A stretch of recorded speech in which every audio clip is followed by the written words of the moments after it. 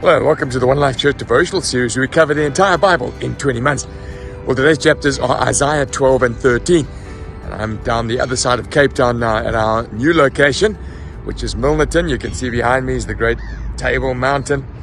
I can see I'm going to need to get up earlier in the morning here because there's a lot of construction going on in this part of Cape Town. But I'm down here by this river which empties into the sea. Great place to be talking about the Euphrates River. We'll get onto that in a moment. But in Isaiah chapter 12, remember we've just in the previous chapter seen Jesus, this great prophecy of Jesus, a child that will be born that will redeem the world. And so Isaiah 12 is a continuation of 11, which sings a song. It says, "In that day you will say, I will praise you, Lord. Although you were angry with me, your anger has turned away and you have comforted me."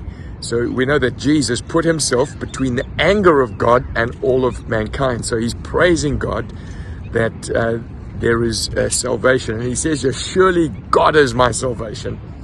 Verse 3, "With joy you will draw water from the wells of salvation." Remember Jesus said, "If you drink of me, you'll never thirst again," in John chapter 4.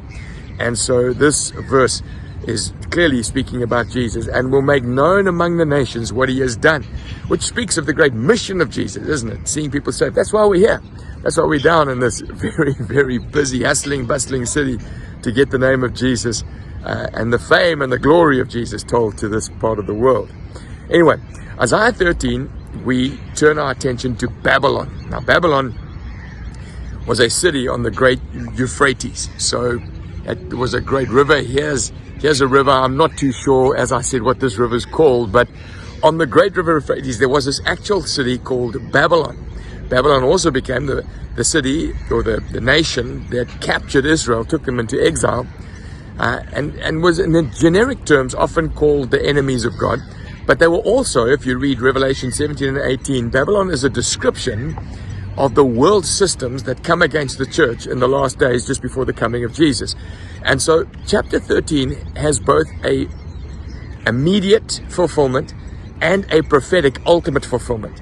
So it begins with immediate fulfillment, saying that God is going to raise a banner on a bare hilltop and beckon the enemies of Babylon, and that Babylon is God is mustering an army that's going to take out Babylon.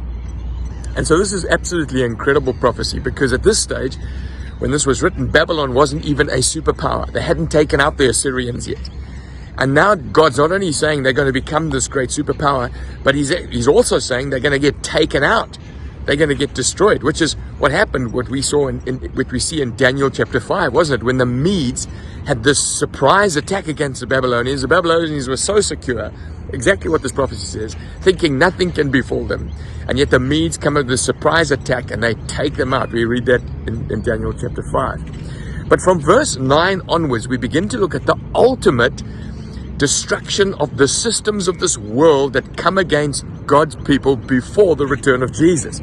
See, the day of the Lord is coming. Now that word, the day of the Lord, is used more than 24 times in the Bible and speaks about the time just before the end when God wraps things up. He says, "The stars in heaven and their constellations will show their great light, and the rising sun will be darkened, and the moon will not give its light." Well, we see this language again in Joel chapter 2 and Revelation 6, just before the return of Jesus. "Their bows will strike down the young men. They'll have no mercy on their infants." It's a terrible description of verse 19. Babylon, the jewel of kingdoms, the pride and glory of the Babylonians, will be overthrown by God like Sodom and Gomorrah. God's saying in the distant future, just before the coming of Jesus, there will be a destruction of the systems of this world. God is going to judge the world. And so chapter 13 is an astonishing chapter. Speaks about the rise of Babylon before Babylon rose. Speaks about the destruction of the literal Babylon before they even became a superpower. And then it talks into the future about the systems of this world that will be destroyed just before the coming of Jesus. Great chapter. You're looking at the immediate prophecy and the ultimate prophecy of what God's going to do to these world systems.